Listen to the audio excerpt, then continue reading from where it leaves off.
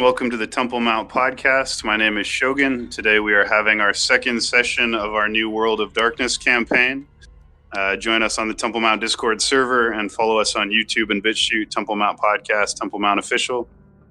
That being said, welcome back Ral Shanatarakar, aka Shad Viano Feroth, and Zoo, aka Michael Williams, for the second session.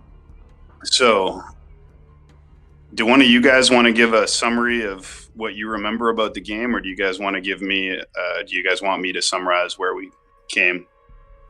I can do a summary, at least for my part. All right. Well, why don't we let Zoo go first and give his summary of his story, and then we'll let Shad give his. So my character was someone who was just naturally 28 and exhibited a number of antisocial characteristics from the beginning. That implied he could be have sociopathic or psychopathic tendencies, and was a loner. And he goes into this forest and he meets this young lady. I believe she was about his age in appearance, that is, who gives him a drink and entices him to take the drink of whiskey, even though at first he's like, "No, I'm good. I'm not much of a whiskey drinker." And then he does, and these two white wolves appear, and she says, "Hey, if I'm a huntress, so I need you to run." And she was planning on hunting me down, and so I was somehow able to resist her psychic domination. And then she took me head on, and there's a little bit of a sparring, and not really anything happened. I think I did maybe 2 damage with a kick, and that was like nothing to her. She probably revitalized that by the end of the turn. And she ended up getting her way one way or another using the wolves, who held me down. She had 2 of them, and 1 for each hand.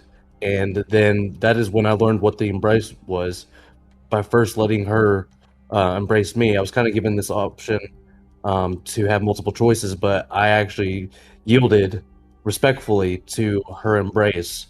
And then she gave me blood, and I began to go through the transformation.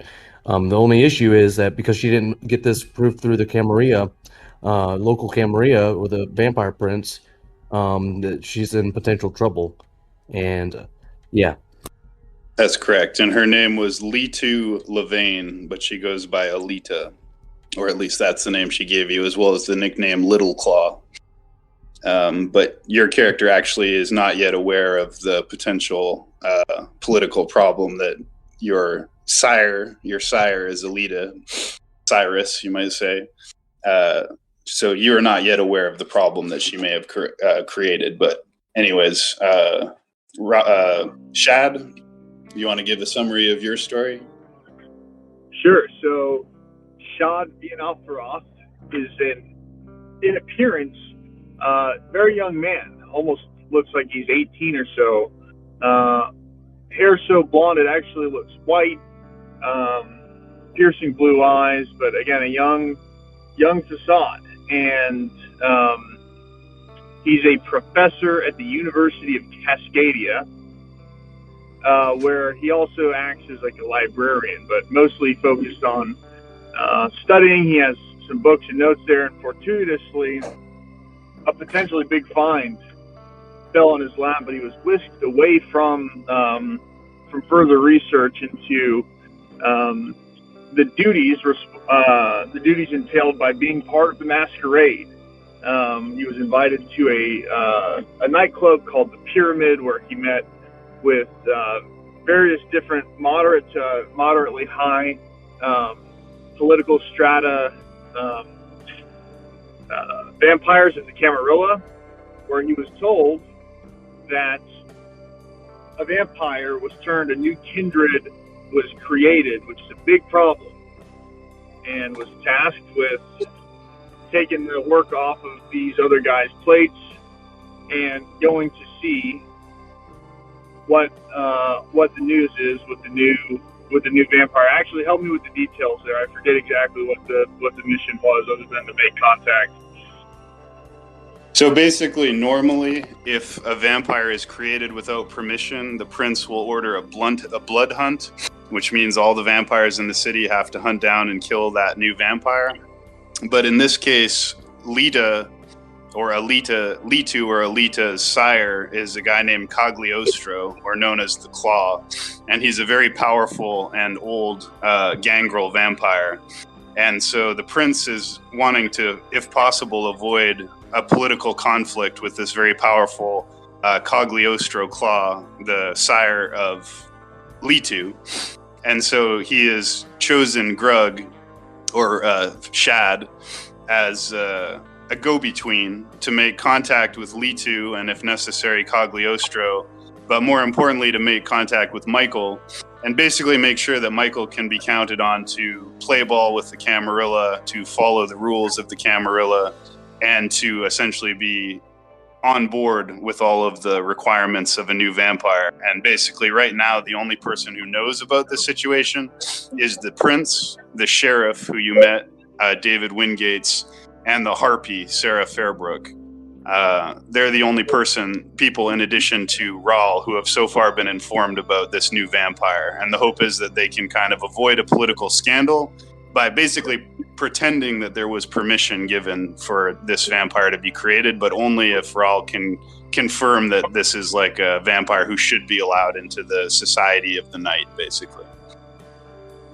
So right. You're basically trying to check him out, make sure he can be trusted, and if possible, bring him on board and get him up to speed so that they can try and bury this whole thing before it becomes a big political scandal.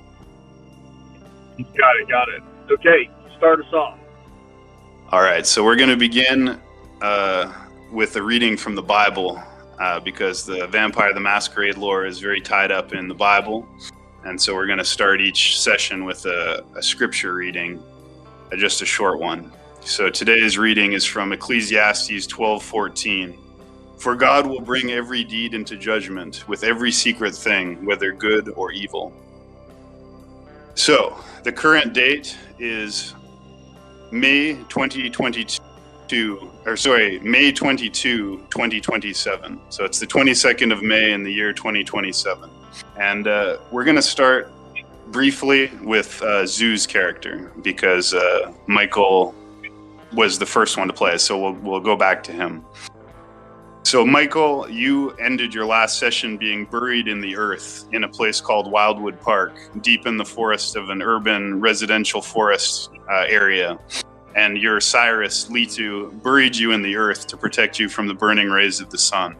So now it is the following night, and as night falls, you are dug out of the earth by your Cyrus, Leto, who wakes you from your sleep into your second night of unlife or undeath, as the case may be.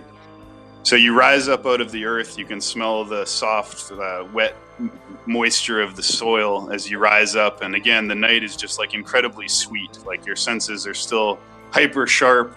Your vision, your sense of smell, your sense of hearing, all of it is way more intense and powerful than you've ever experienced before. So it's almost like being in a mild, like psychedelic experience where everything looks hyper real and hyper beautiful. You can see all the textures on the leaves, you know, every drop of dew on the grass, the smell of the earth. All of it is just like, it's like you've been reborn basically into a new life, and everything is fresh and new. And also you are caught again by how beautiful and sort of frightening your Cyrus Leto is, with her white skin, her pink eyes, her pink hair, her kind of albino appearance, her feral, you know, cat-like pupils as she digs you up out of the earth. And beside her are her two white wolves. Just like the last time you saw her, she has these two white wolves or wolf dogs with her.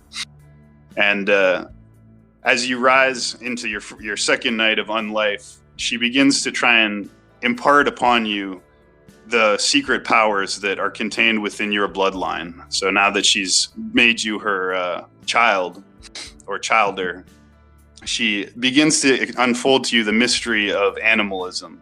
And she tells you that your bloodline, the gangrel, are the closest to what is called the beast. And she says every vampire has inside of him or her what's called the beast. And as you proceed along the path of the gangrel, she tells you your humanity will start to become a more distant memory as you begin to embrace the beast inside of you.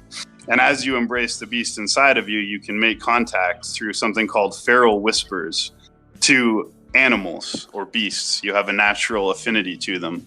So she sits the two wolves in front of you, and she starts to teach you the secret ways of communicating with animals and speaking to wolves. So she tells you to try and make psychic contact with the two wolves that are sitting at her side, which she says are named Snow and Ice. And so she motions to Snow, and Snow comes and sits and looks at you. It's got blue eyes and completely white fur, and it's just staring into your eyes with an almost human level of intelligence. And she begins to speak to you telepathically. You can hear her voice inside your mind. She's not speaking, she's just staring at you and the wolf. But in your mind, you can hear her telepathically guiding you. So I want you to roll animalism, I suppose. And you're going to roll 1d10 for each point in animalism as you try to make psychic contact with Snow, one of her two wolves. You mean animal kin? Is that the skill you're looking at? Well, you Or have a discipline. discipline of animalism. You could actually use animal kin plus animalism. Okay, then that would be 8. I'll just roll them separately. Okay. Which channel are you using? Do we have a separate one, or are we just using the World of Arcus channel again? I think we made a new one. Yeah, WOD rolls right underneath World of Darkness.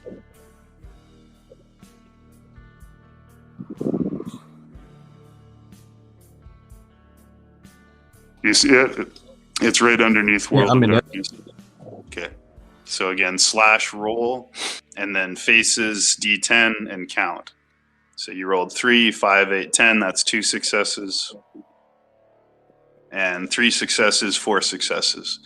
So as you stare into Ice or Snow's blue eyes, the animal is looking at you, like I said, with like a human level of intelligence. And as you start to settle into like a meditative trance following the instructions of Litu, you start to sense not only her mind telepathically in your mind, but you start to pick up Ice's thoughts as well. And you start to see yourself through Ice's eyes. And you notice like you're able to perceive in a totally different way than you've ever seen before. You're seeing in black and white, but your sense of smell is just like ridiculously enhanced. And you're actually smelling yourself, but through the perspective of this wolf, and seeing through its eyes. And you start to pick up its thoughts. It's looking at you with like suspicion and a guarded sense of like wariness, but you realize that you're able to actually hear this animal's thoughts, see through its eyes, smell through its nose, and even communicate with it telepathically. And she tells you, impels into your mind to tell the animal to sit, just with your thoughts. Is that where I take an action to try telepathically giving one of the dogs, or I mean wolves, the command to sit? Yes. Need a roll? No, you don't. You already made the roll, so you've already created the animal connection. So just you issue the psychic command for the wolf to sit, and it kind of resists you for a minute, and then a moment later it sits down like a well-tamed dog. And Litu smiles and says, "Very good. You're a natural. This is the reason why she embraced you, because you seem to have these natural gifts that she recognized in you and made an impulsive decision to embrace you, because she's a very impulsive character. You start to sense being driven by her animal instincts and urges, and essentially not too concerned about the traditions of the Camarilla." She then begins to unfold to you that in addition to the ability to control animals and speak to them, you also have the ability to take on animalistic characteristics yourself. And as she explains this to you, she holds forth her 2 hands and flexes her fingers, and out of all 5 fingers on both hands, long, black, sharp talons, glistening talons, slide out about 3 inches out of all 10 of her fingers. And she says, "These are the claws of the beast." And she, again, psychically is speaking to you telepathically and trying to impart into you how this is done. And before she does this, though, she takes a silver knife, or not a silver knife, but a steel knife out of her pocket, and she slices her wrist and holds out her wrist to you and says, "Feed." I look at her, and then I slowly draw my mouth towards her wrist and look at the wound for a second before I start slowly licking it and drinking it. And Go ahead. And as I'm doing so, I look at her and psychically say thank you to her. You sense that she receives your thanks, but you're overwhelmed by the feeling of ecstasy as, again, you feed on her blood for the second time, and you feel this euphoria, like it's like you're drinking liquid heroin out of her wrists, basically. So it's just this euphoric, absolutely hedonistically euphoric feeling that you get when you drink her blood. So first of all, add 1 blood point to your blood pool if you have one, or if you have a note of what your blood pool is. Otherwise, just assume it was at 5 and plus 1 make it 6, unless you have a record of your blood points. Okay, I gotta add 6 right now. For blood potency? Yeah. Well, for blood pool, it's blood pool. So you can just make a note on a piece of paper. The character sheet does not have blood points on it, so we're going to need to keep track of it separately. I can keep track of it on my side, but you guys should also have a pencil and paper with you. So I'm going to write Michael, blood pool 6. Okay. Now I want you to roll a willpower check. And the reason why is that as you begin to feed on her blood, it's so euphoric and it's so intoxicating that you are almost overwhelmed by this animalistic desire to just keep drinking her blood. And so in order to stop, when she wants you to stop, you're going to have to roll a successful willpower check with a difficulty of 7. Or you can always also spend a willpower point to automatically succeed. So you can either roll willpower as a pool of dice, or you can automatically succeed by spending 1 willpower. Okay. I'll just roll the dice. What's the willpower rolls again? So you should actually have a willpower statistic somewhere in your character sheet. We've got resolve, but that's the closest thing to it. Okay, well, roll resolve then for now. But you do also have a willpower stat somewhere, I think, don't you? Not in this character sheet. Okay, well, that's okay. Roll resolve then with a difficulty of 7. And you're going to need at least 2 successes. I think I only got 1 success. I rolled 8, 6, 2, and 7. No, that's 2, 8 and 7. So you are overwhelmed with the desire to keep feeding, but as you sense that she's psychically willing you to stop, that you've had enough, you struggle with your inner animalistic urges to continue feeding on the blood, and you're able to overcome the impulse to just keep feeding. And so you separate from her wrist and lick up the last blood on your lips. And you look at her and you realize that she's just becoming more beautiful in front of your eyes. Like she's almost glowing. She looks like the most beautiful woman you've ever seen, even more beautiful than the first time that you met her. And you feel this strong sense of kinship and trust and something almost like love fostering in you towards this beautiful, strange creature that has transformed your life overnight. And you feel like a sense of safety and trust developing with her as she continues to teach you these things.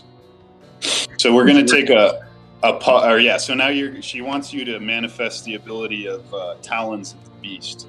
So roll your Protean to try and imitate her ability. And again, she's psychically guiding you in a sort of non-verbal way that you can't quite explain, as though she's communicating you directly with thoughts and kind of guiding you telepathically.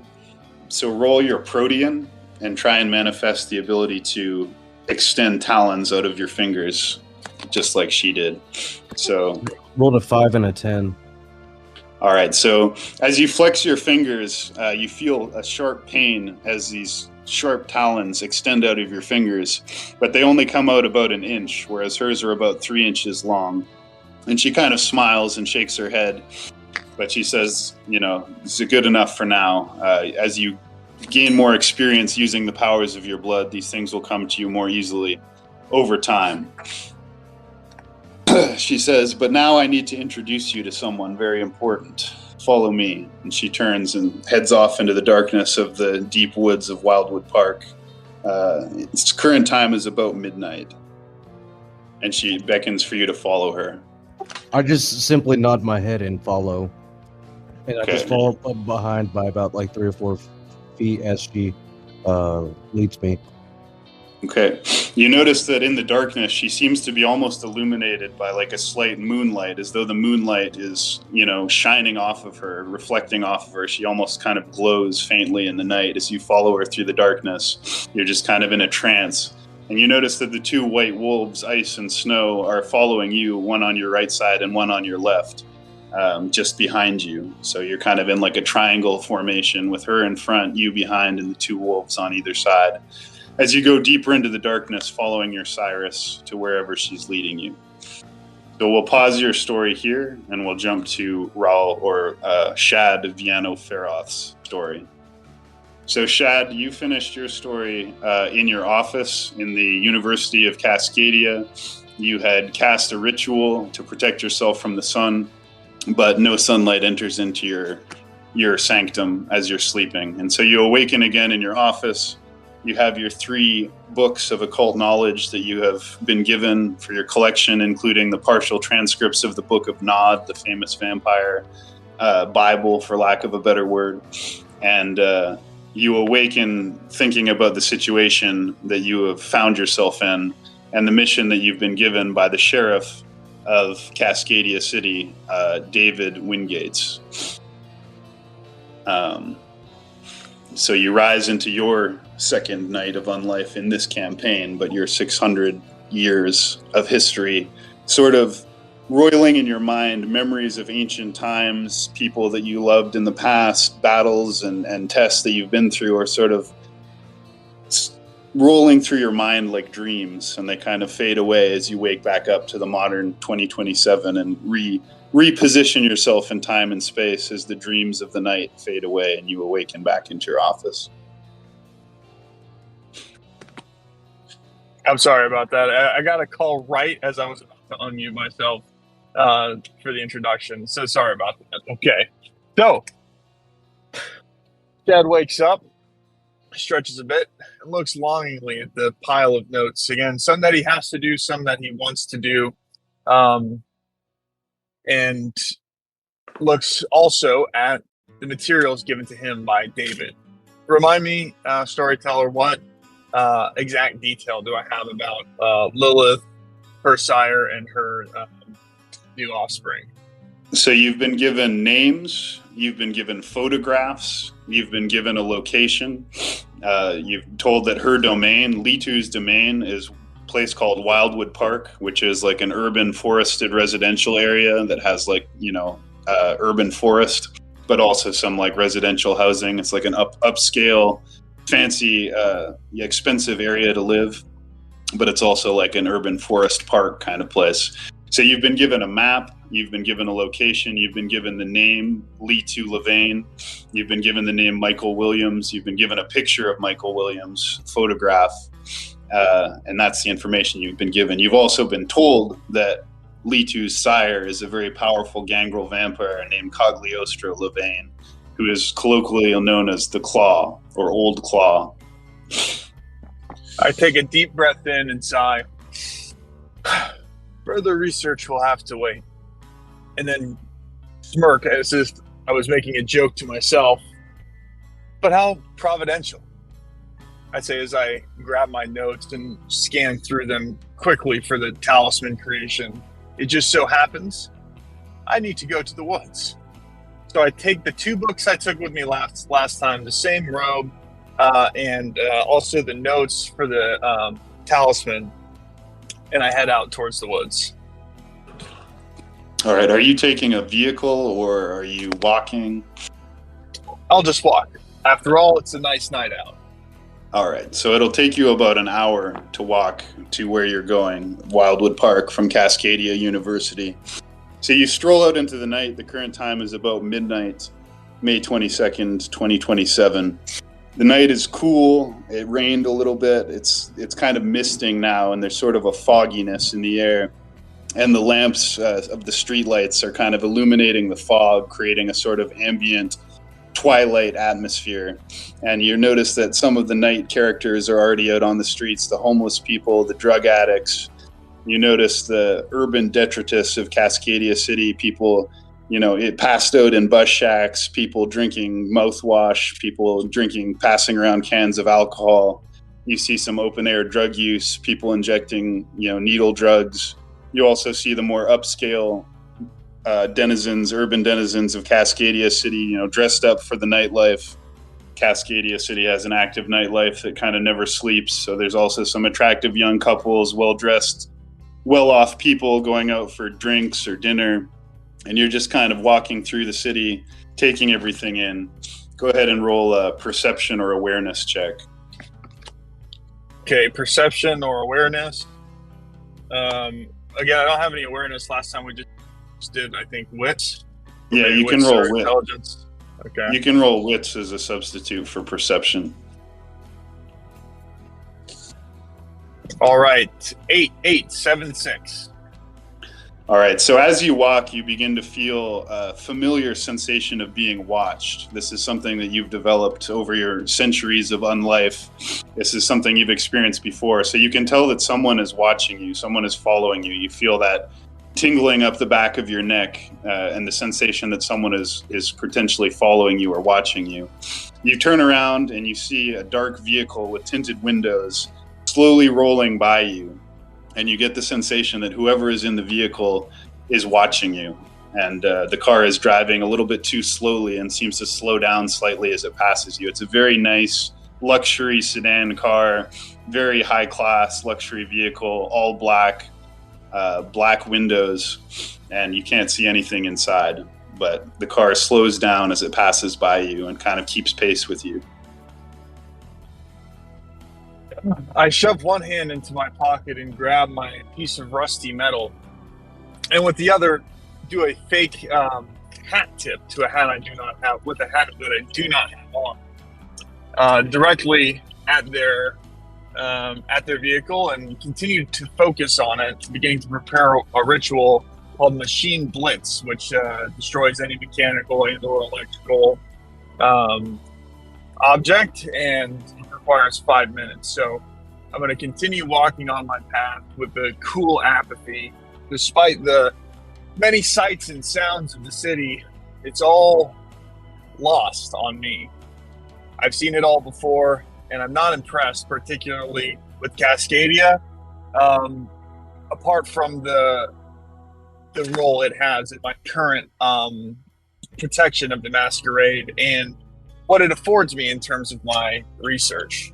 So I continue to walk, and I suppose it's in the same direction as the car.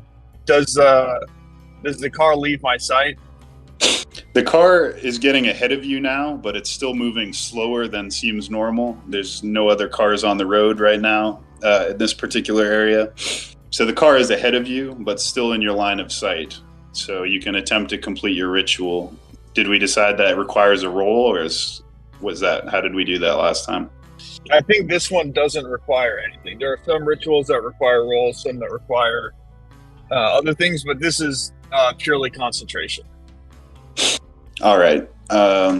So perhaps in order to cast the ritual in sufficient time before the vehicle gets out of your way, why don't you roll a, shall we say, wits roll, and you'll just need one success of 7 or higher for the ritual to be completed in time. 1, 4, 5, 5, and 7. All right. So you complete the ritual just as the car is about to turn a corner ahead of you before it goes out of your sight. And suddenly you hear a pop, like a loud gunshot like sound, and one of the wheels of the car like explodes basically. And the car kind of like careens into the side of the curb and comes to a stop with sort of smoke rising out of the engine. But there's no further like reaction from anybody inside the car. It just remains closed, and you can't see anything inside. But the car is now broken down at the corner ahead of you. And it's in between me and where I'm going to the woods, right? Yeah, you're going to have to walk past it to where you're going. But it turned off a side street, so it's now broken down on the side street. You can walk past it and continue on your way, but nobody has gotten out of the car. I will continue to walk past it and not even look at it. Okay. You ignore the car as you pass by, acting nonchalant. and you still have the sense that you're being watched, but you don't hear the door open or any further interaction with the vehicle as you pass by. So you continue to walk, and you come to the area on the outskirts of Wildwood Park, and the urban environment fades away into a natural forest, an urban forest. There's elm trees and oak trees that are already green with the spring season, and there's a scent of like verdancy and nature in the air. You can smell the freshness of the forest, but it's very dark and has sort of a sinister air about it. You feel almost a physical sensation as you walk into the domain of another vampire, and you have an almost instinctive sense as you enter the domain of another vampire that you've crossed some kind of border. You can almost feel it as you step into Wildwood Park and out of the urban environment of Cascadia University and the surrounding area. I mutter to myself, gangrels. With friends like these, who needs enemies? I take a deep sigh and start looking around on the ground as I continue my path into the woods towards my objective to find any large stick. And I'm also kind of surveying some of the live wood too for something that's about 4 or 5 feet long. An inch or two thick would be great, but a bit less than that can be sufficient. So you search around, and there's no shortage of living trees and branches that have fallen, and there's any number of sticks and staffs and branches that you could easily break off or pick up. This is a forested environment, so there's no shortage of wood and sticks. So you find, there's no shortage of this material. I pick up a nice, freshly fallen 4.5 foot oak branch that's thick at the bottom and wiry at the end with a few green shoots off of it. Smell them deeply and feel a twinge of something familiar, or almost feel it. And I continue on my walk. So you picked up a stick or a staff? Yep, a stick, yeah. Okay. Right now it's a stick. As you pick up the stick, you hear a quack, quack, and you look up and see a large raven, a very large raven, flies and lands on an elm tree directly above you and quirks at you again. Seems to be about twice the size of an average raven. It's the biggest raven you've ever seen. And it's looking down at you and kind of tilting its head to the side, and you get the feeling that this animal is watching you with some strange intelligence.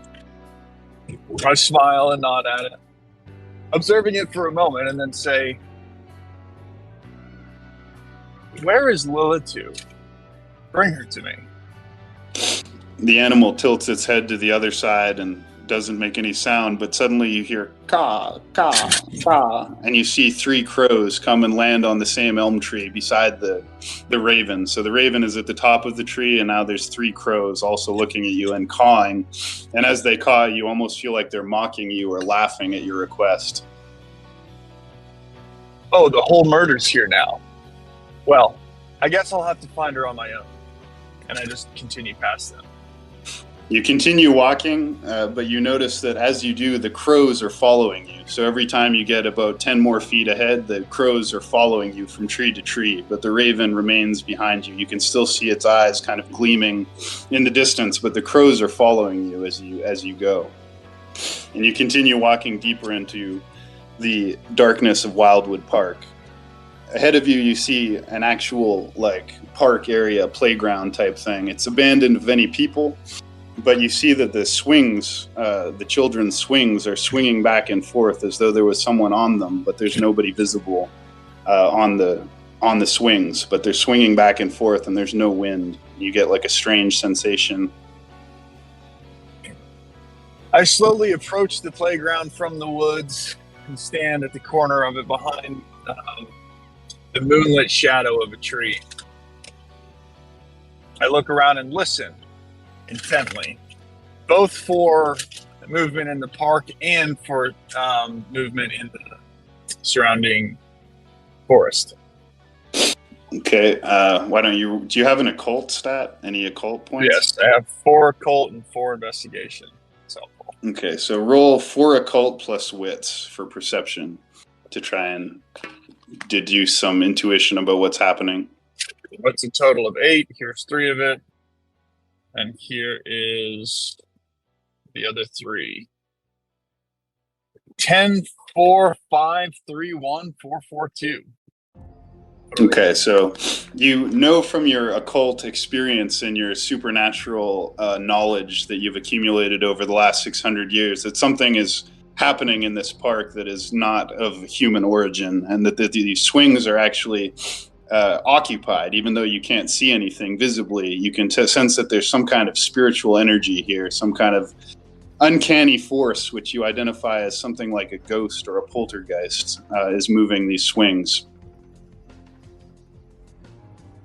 As you observe this, you get a sense that something is watching you again. And you turn and you see in the distance a dark figure standing under a streetlight. And you can't make out any details. It's just like a shadow figure, like a person made entirely of darkness. But it has 2 red gleaming eyes, and it's observing you from about 30 feet away, standing behind beside a light, almost like it wants you to see it. And you hear, as you notice that, you hear an eerie laugh, like children's laughter, and then you see the 2 swings stop moving, and you hear like footsteps, like running away, like small children's footsteps running off into the distance. I roll my eyes and say, the night is full of restless spirits. I just wish some of them know when to say when. And I turn back towards the dark figure, and I light up a very simple magic spell that I can do, and have like a flaming candle-sized flame under my face to light it up, wink at them, and then in a dramatic motion, quaff it out in midair, and turn to continue deeper into the forest. All right. As you do so, the black figure, you turn back and you notice that the black figure is gone, but you sense that it's still somewhere near you and has its eyes on you. You can feel it watching you somewhere in the shadows, but you can no longer see the figure. It disappeared as soon as you looked away. You continue to move deeper into the darkness, seeking any further clues that will lead you to your quarry, Litu, the renegade gangrel, or perhaps Michael Williams, the new Childer that she has created. And we're going to pause your story here as you head deeper into the forest and into the darkness, and we're going to go back to Michael Williams and his story. So, Michael, you've been following Litu through the forest deeper and deeper into the more wilderness part of Wildwood Park, away from the residential sections, into an area that's known as the Witch Path or the Witching Path. And basically, this is an area of pure forest in the very center of Wildwood Park, farthest away from the residential areas. Litu is still in front of you, and she leads you into a clearing, like a grove. And there's 7 ancient oaks, like big oak trees, arranged in a circle in this grove. And Litu stops in the middle and kind of sniffs at the air. And then she throws her head back and makes like a wolfish howl at the moon, which is still almost full. It was full yesterday. And so the full moon is still basically in the sky. And she howls at the moon with this like animalistic sound. Sounds exactly like a wolf. And as she does that, Snow and Ice both throw their head back, and all 3 of them howl in synchronicity. And as the echoing of the wolf howl kind of echoes through the woods, you hear in the distance a primal howl return, but it's like louder and more primal than all 3 of these howls together. And it's off in the distance, and you hear like a responding call. And Litu kind of motions at you with her right hand and just kind of swipes her right hand down towards the ground as though to say, like, wait. And the 2 dogs sit, and she crouches down on her heels with her hands on her knees in sort of like a feral squat, and indicates that you should, wait with her. I just listen patiently and decide to wait. You sit and you wait, and you start to feel a presence, like a darkness. It seems like the shadows are growing deeper and longer around you, and you see Litu's eyes kind of glowing pink in the darkness as she looks off into the distance in front of you. And you start to hear a soft footsteps coming closer and closer, and you see a figure clothed in shadows and darkness with red gleaming eyes approaching towards you, one step at a time. And you get the feeling that this person is sort of gliding across the grass, barely making any sound, moving fluidly towards you. But you can't make out any details. It's just a shadow figure with glowing red eyes, and it approaches to the edge of the grove and stops. And you feel it looking into your soul and just like perceiving you, and you sense a great power and a great dark presence as this dark figure takes you in for the first time, and you feel a sense of dread and like almost impending doom as the red eyes like look into your soul. And it approaches to the very edge of the grove, so it's now standing about 6 feet in front of Litu, about 10 feet in front of you and the two dogs, and it's just staring at you. Can I use my Sense the Beast animalist ability? Yeah. What does Sense the Beast do exactly? It essentially like allows you to like psychically peer into a beast and like get a better sense of what they're feeling or their perceptions or a read on them, so to say. Sure. So roll your animalism pool, and we'll say you'll need at least one success of 7 or more.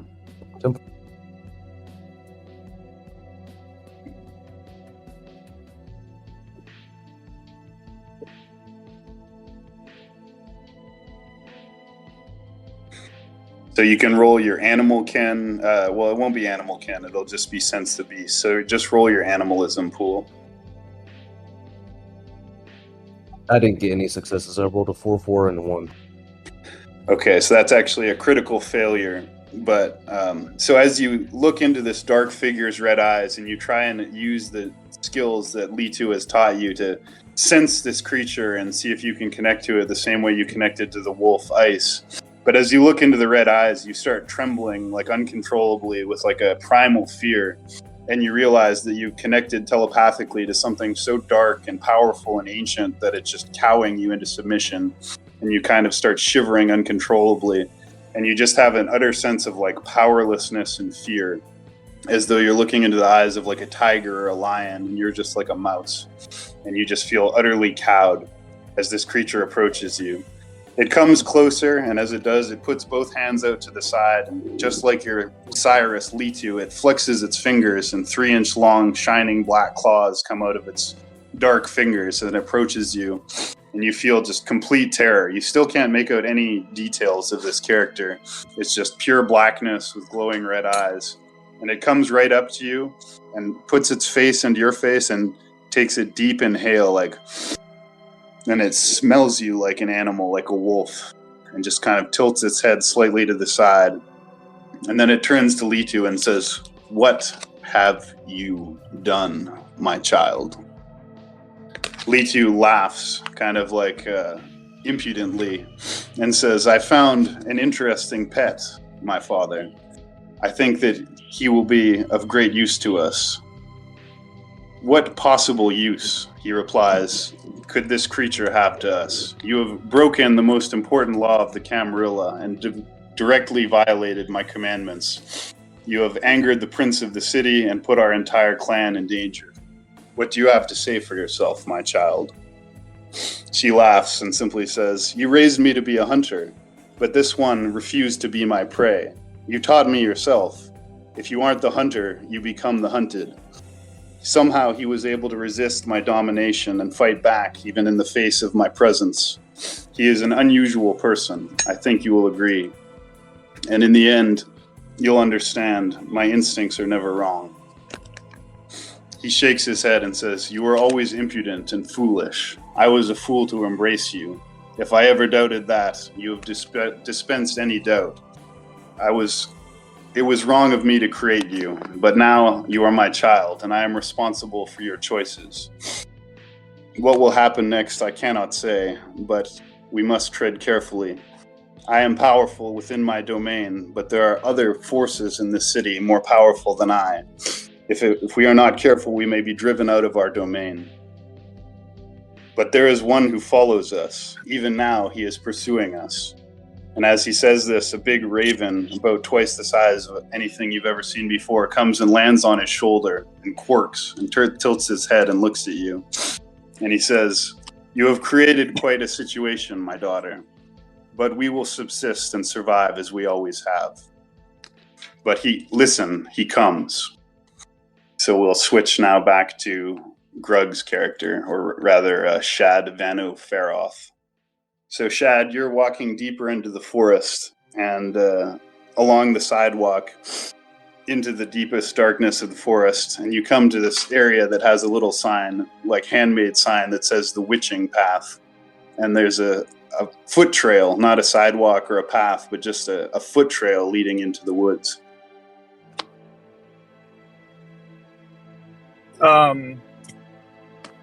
Okay, so I suppose I followed that. Maybe I should investigate it first. Do I have a feeling that this is going to lead me to where I heard this humongous howl, sets of howls a few moments ago? So you're going to try and follow the howls, or you want to roll an investigation roll? I'm trying to follow the howls. Okay. Well, roll investigation plus wits, or investigation plus awareness, to try and follow the sound of the howl to its origin. All right, it's going to be another 8 then. That's a 5 and a 3. 5 and 3? Yeah, the 3 was 10, 8, 10. Do I even need to roll it? I mean, do 5. Oh, okay. So you roll 9, 10. 6, 7, 5, 3. Okay. So in addition to following the sound of the howls, which was very loud and easy to follow, you also notice something unusual. From time to time and from place to place, you notice that the trees are marked by deep scars. It's always the same, 5 slashes cut into the woods, like as though some sharp-clawed animal has gashed an occasional tree. About every 10 to 15 feet, you find another of these slashes, and as you follow them, you sense that it's leading you in the direction of the howls. And you also notice something else. You notice a smell like rotting flesh, and you notice a dark mound of earth nearby you, and then from it you can sense this smell of rotting flesh is coming. I apathetically pass by the rotting flesh, dirt, and stroll towards the house and begin whistling a tune, a very old melody that's not quite using a scale pattern that's common to the modern ear. It almost sounds minor, but with some strange intonational shifts every once and again. Looking at the scars on the tree, I assume that these are gangrel markings, and just laugh to myself about how low the gangrel really are. They are no better than the beasts that are our enemies, the werewolves and the other horrible creatures that do not know the full power and magic of blood. But on the exterior, I'm just whistling in the dark, heading towards the target. So you're whistling and following the path of scars in the trees, some of which are still bleeding sap, so you can tell that they were scratched recently. And you come closer to the origin point of the sounds, and you notice an unusual circle of trees, 7 ancient, old, hoary oak trees. And in them you see the gleaming eyes of the 3 crows that have been following you. And again, they caw, like laughing as though they're mocking you. And you see in the middle of the circle of trees 2 figures. One, a beautiful young woman with pink hair, albino skin, and glowing pink eyes. And beside her are 2 beautiful white wolf-like dogs with blue eyes that shine in the dark of the moon. And behind the girl, you see a young man about 28 years old, crouching and sitting behind the girl. And you clearly recognize that these are the 2 people that you've been given the pictures of. This is Litu Levain and the new renegade childer, Michael Williams, that you've been searching for. But there's no one else in the circle of trees. I calmly step... Sorry, go ahead. No, you go ahead. I calmly step out, never make eye contact once with the dogs, but stare squarely at Litu and say, "Hello, puppy dogs," flashing my eyes to Mikkel. To Michael. I mean. Yeah. You flash your eyes to Michael. Litu stands in front of you and flexes her fingers again, their claws coming out, and she says, "Foolish pup, you have come into a domain without invitation. Have you no respect for your own traditions, the tradition of domain?" In fact, I have been invited here. I've been invited here by none other than the prince himself, who has bequeathed you your domain here in these wilds. Now, would you like to introduce me to your friend here, your new friend, and hopefully our new friend? There's many people here who are very interested in becoming Michael's friend. She growls, an animalistic like growl, similar to a jaguar or some kind of cougar. But she tilts her head to the side and unflexes her fingers, and the claws recede back into her hands. And she kind of sniffs the air 3 times and looks at you, and you notice that her eyes are slitted like a cat's eyes. And in the darkness, it almost looks like her ears are pointed somewhat, like some kind of fictional elf, fantasy elf character, you know, just peeking out from beneath her pink hair. And she says, "The prince has sent you?" Well, in a way. Details are not your primary concern right now. But the whole town knows, including the prince and the harpies and the sheriff, what you've done here. Now, I have been sent to introduce our new friend to the masquerade. What have you told him? What does he know? She says, "Friend he is not yet. Perhaps a pet at best. But this is my pet, and this is my domain, and you challenge me here uninvited by my master, Cogliostro Levane. Even the prince should respect his domain. He seems to have sent you because you are expendable. I've heard of you, an Ancile, an Eldar. You come from the Tremere, the chantry house of Cascadia University. I know your kind well, usurpers. You are not even true vampires, but usurpers of a bloodline that was never yours. Tell me why I should listen to you." And as she does so, her eyes go from pale pink to like a glowing, more intense pink. And you start to feel like a pressure on your head, like almost like you're getting a headache. And you start to see she's gazing directly into your eyes. And there's something hypnotic in her eyes, like a serpent or some kind of hypnotic animal. And so you're going to have to roll resolve or willpower to resist this force of domination that's being imposed upon you. I'll just spend a point of willpower to overcome it. Okay, so you subtract 1 willpower. Do you know what your current willpower is? No.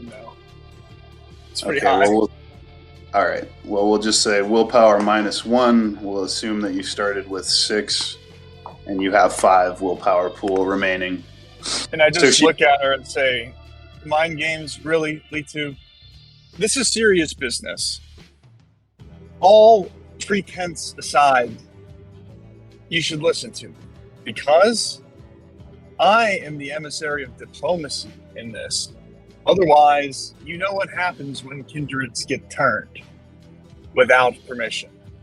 And Cogliostro, as you've mentioned, is well respected, but I doubt he's very happy with you. This is serious business, and I know you gangrel types love your fun and games, like all animals do. But it's time to come to your senses. Control the beast within you, and let's have a chat. She kind of growls again, but this time the growl is sort of quieter and softer, almost thoughtful, almost like a mix between a growl and a purr. And she says, "The prince offers sanctuary? Forgiveness?" She looks at you kind of skeptically. I kind of snort out a chuckle. I'm not sure I said that, but I'm here to see what can be done with the mess you made. Here's what I'm thinking. If we can prove that this new recruit here is worthy of being a kindred and is not a threat to the masquerade, perhaps he'll survive another night. She looks at you thoughtfully and quizzically, and the crows overhead seem to like look with exactly the same angle. Like she's looking at you, and all three crows are looking at you, and the two wolves are looking at you. And you start to sense how very deep and dark this forest is, and how surrounded you are by forces that you don't quite understand. And you can sense another presence, as though something is watching you, watching this whole exchange play out.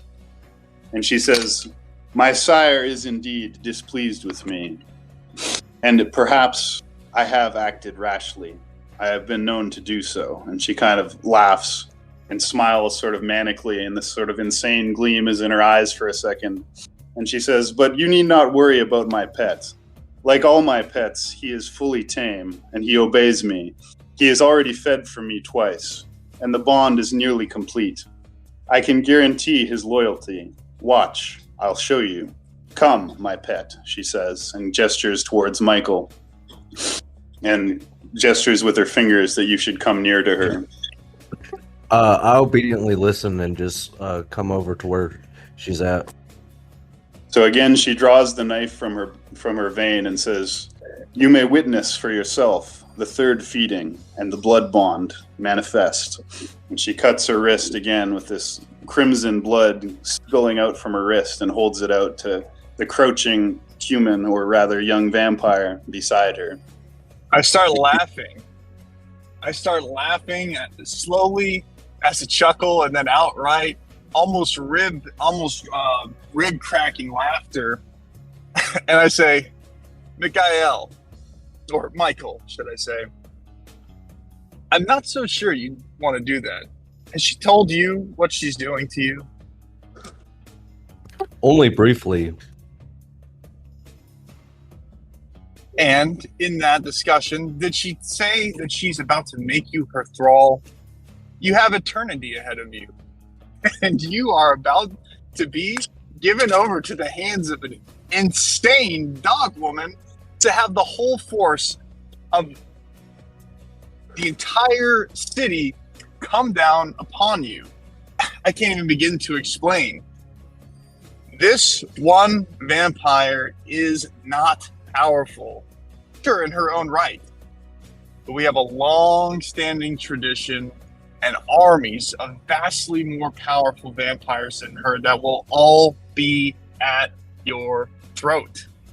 And she wants to turn you into no more than a mere pet. She said she wants to start that off for now, but I mean, if she's being honest, maybe I can be something more. However, I am no thrall. Okay, why don't you drink that blood again then? It's no sweat off of my back. Litu hisses and says, "I may have broken the traditions, but you dare disrespect me in my own domain? This is my childer, authorized or not, and he obeys me.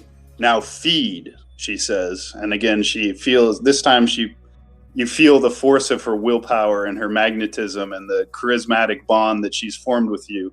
As she says feed, you almost instinctively, without even like a conscious impulse, you move towards the blood. You're hungry for the blood. You can smell it. You know how good it tastes. And every part of you wants to obey her and drink this blood. But what Shad Viano Forath has just said to you gives you pause. So if you wish to resist this command to feed, you're going to have to either spend a point of willpower or pass a willpower roll. I'm not going to. I'm not going to resist. So you feed? Yes, I feed. So obediently, Michael kneels and begins licking and then sucking the blood from her wrist. And she looks at Chad with like a triumphal look in her eyes and says, "You see? Those who I embrace serve me, and I am not cowed or afraid. I have never been afraid. I am a huntress, and I am the one that others fear. You are in our domain, Shad, and even if the prince has sent you, you will only leave here alive if my sire decides that you should." Meanwhile, Michael begins feeding, and as you feed, you feel a soul change come over you and a sense of absolute euphoria, but mixed with that euphoria, the same sense of sort of love and trust and obedience that you felt the second and first time you fed, as 100 times stronger, and you're now looking at Litu with just absolute adoration in your eyes. And as you're feeding, this ecstatic feeling comes over you again. And then she pulls her wrist away from you and says, "Enough, my pet." She says to Shad, "My thrall he may be, and that is my guarantee. He will obey us. He will obey me and my father, the Claw. Therefore, you need not fear that he will break the traditions of the masquerade. I acted impulsively when I embraced him, yes, but I promise you, you have my guarantee. He will not endanger the masquerade. He is under my protection, and therefore the protection of my father, Cagliostro. Do you dare dispute his authority in his domain?" Cagliostro's authority and domain I do not dispute, and far be it for me to offend your master. But Litu, your word is not enough. She says, "You know my name and that of my child, but you have not introduced yourself. A great failure of etiquette. So tell us, who are you that the prince has sent as his lapdog?" I kind of chuckle at the irony of her calling me the dog, and straighten up and whisk my hair to the side for a moment, clear my throat. "I'm Shad, the Analfero. Pleased to meet your acquaintance, Litu, and I don't know, should I continue to address him Michael?" I say, kind of splashing my eyes towards him and appalled by his extremely low status, groveling in the woods like an animal as a brand new vampire, totally enthralled. So Michael's blood pool is now risen to 7 from 6. And she says, "Well, the prince has sent you to find me, and find me you have. So what is your plan now? You have come into my domain, insulted me, but you are not wrong. I have also broken the laws of the Camarilla. So what are the terms that you bring?" I have no terms, but a better question is, what can you offer the masquerade? Apart from your dog here, and what promises do you bind him with? Will he leave these woods? Will he never stray from your side? What can I bring back to the prince, apart from your word? Which, no offense, I say, with the unsaid words hanging in the air, obviously. She says, "My child," turning to Michael, and she kind of like caresses his head with her hand as he's like crouching by her side, and the two wolf dogs move up from her side and kind of go and sit right in front of Rawl, kind of like looking at him sort of menacingly and baring their fangs. And she says, "I have not yet told you everything that you need to know. Indeed, there is much that a new kindred must be taught. But perhaps we have had a turn of good luck. The Tremere are boring and studious usurpers who care little for the life of the night and spend their days wasting away in libraries, poring over pointless tomes and dusty scrolls, while the night wastes away and they pass sleepwalking into Gehenna. Nevertheless, you need to know the laws beyond this domain. Shad, are you familiar with your own traditions, the traditions of the Camarilla that you come here pretending to teach us? If so, why don't you do the dirty work of instructing my student of the laws he must follow as he enters into his new life?" Indeed, there are various and sundry, and as you say, very long-standing traditions that can't easily be taught in a night and are best recorded in books and studied deeply, so as to not be forgotten in a rage or an impulsive failure to control the inner beast. As you may have experienced by now, Michael, there is a beast within you that will try to come out often. Especially, I look kind of questioningly at Litu, trying to see if I know anything about her generation. And look back to Michael, especially for you. So, you're going to have to find it deep within yourself to control that rage. We are a part of a centuries, millennia long tradition that goes back to the very beginning. Have you ever heard the story of Cain? I've only heard the biblical account for that story. And what the Christians now call the Bible records some pieces of it accurately. But there's much, much more to learn. Cain was the first vampire, of which you now are. Yeah, go ahead. Litu kind of smiles and says, "An entertaining history lesson, but somewhat beside the point." She turns, "My child, I will teach you the simple traditions of the Camarilla, such as they style themselves. They call themselves the Ivory Tower, and a more appropriate term there has rarely been. Unlike our kind, they crave rules and order and regulation, where we crave freedom and the wild, freedom of the wild, and the pure ecstasy of the hunt and feeding. But we must operate beyond this domain. So I will teach you the simple rules of the Camarilla that they cling to so obsessively.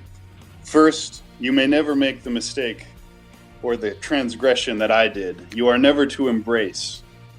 You are not to sire any other vampires. This is the tradition of the progeny.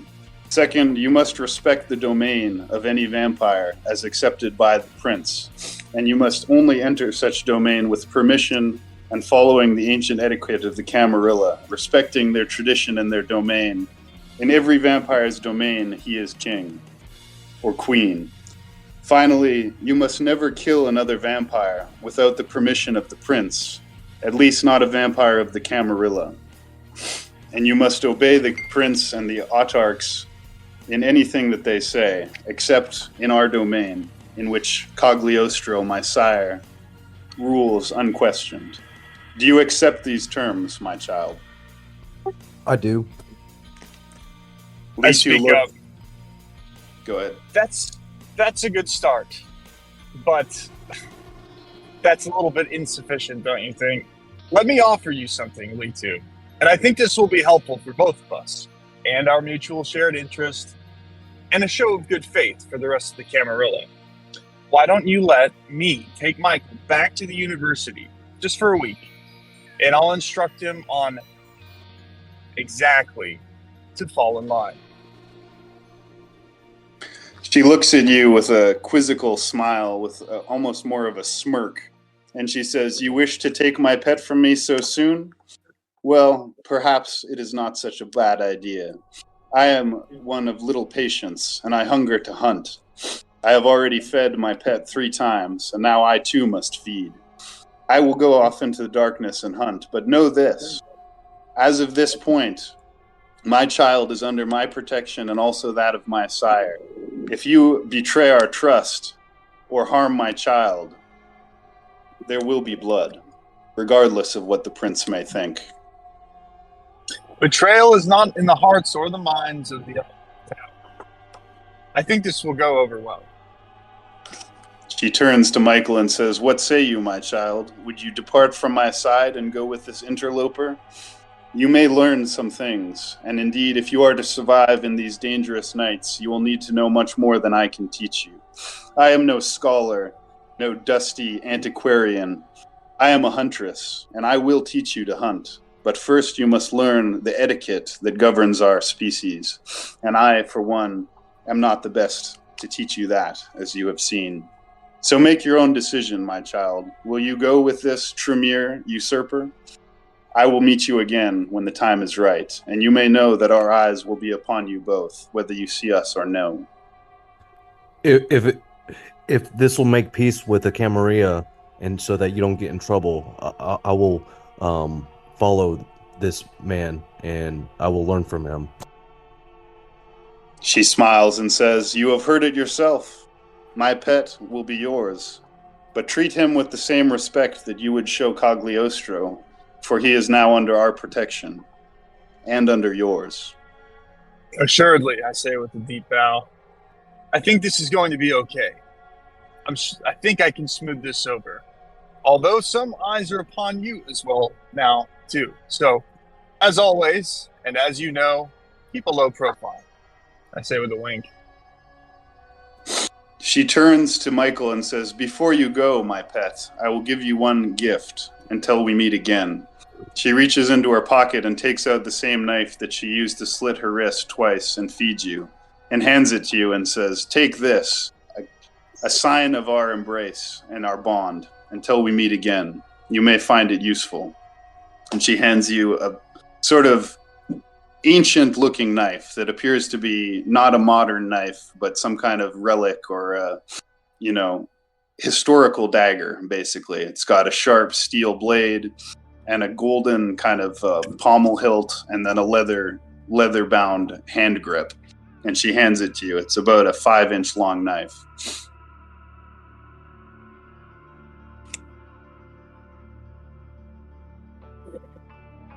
She says, "Take this, my child, and go with the Tremere. Learn what you may, and when the time is right, I will come and find you again." Very well. I look at the knife and I notice that it's nice. It's well sharp, and I just slowly gesture my hand and grab the knife. You take the knife, and Litu looks at you one more time and pets your head once more with sort of a patronizing attitude. Then she says, "Until we meet again, my child." And her and the two wolves depart into the darkness, and very quickly, almost like impossibly quickly, vanish from your sight, as though they just disappear into the woods. And then the sense of being observed by some older, darker force kind of closes around you, and the shadows grow long, and you see in the distance 2 red eyes just gleaming in the darkness from the trees, and for about 3 more seconds, and then those 2 disappear, and you feel the sense of ominous danger kind of grow fainter, as though some powerful darkness is moving away from you. You hear 3 more loud caws as the crows laugh once more and take off, flying after Litu and the wolves. And then As they there's leave, only... I call out behind them. Give your best to my master, or give my best to your master. As you say this, you notice the raven quirks one more time, its eyes shining kind of mischievously, and it flies down and swoops right over Shad's head, kind of parting his hair almost, so you can feel its wing beats on your head as it departs. And I think that might be a good time to wrap up this session. Sure. I mean, I've got another maybe 15, 20 minutes, but it's a good story point ending. All right. Well, let's wrap it up there, I suppose. And you did really good job role-playing this time, Raul. I mean, you always do, but really good role-playing. So that's supposed to be like an experience point benefit. But since Zoo is still new to this, we'll just say, we'll give both of you guys 6 points of experience. So it's usually 5 points, but good role playing and participation, you get 6. So you got 5 last session and 6 this session. So you have a total of 11 points of experience each. And if you look if you look in the book or the charts, you'll be able to see what you can buy with your experience. You can spend it now, or you can save it till later. Just remember that Michael's blood pool is at 7. And Shad's willpower is at 5. I have these notes. Yeah, I need to think through how many blood points I got in the previous session, because they carry over from session to session, right? Yes, and you spend them when you use different powers, and you also spend 1 blood point a night just naturally as your metabolism to stay fed. So every night you lose 1 blood point unless you feed. Or even if you feed, but you have to replenish your blood. So, and then given the haven points, like how anyway, let's end the recording before we get into the game again. Okay, so thank you guys very much for playing the second session of World of Darkness. Thank you, Shad, Raul. Thank you, Zoo, Michael. I appreciate you guys playing. Thank you to anybody listening. Join us on the Temple Mount Discord server and check out our podcast. And you can find uploads of our game sessions on our YouTube and BitChute channels, Temple Mount Official, Temple Mount Podcast. Thank you guys very much. And hopefully we can meet and play again maybe tomorrow or soon.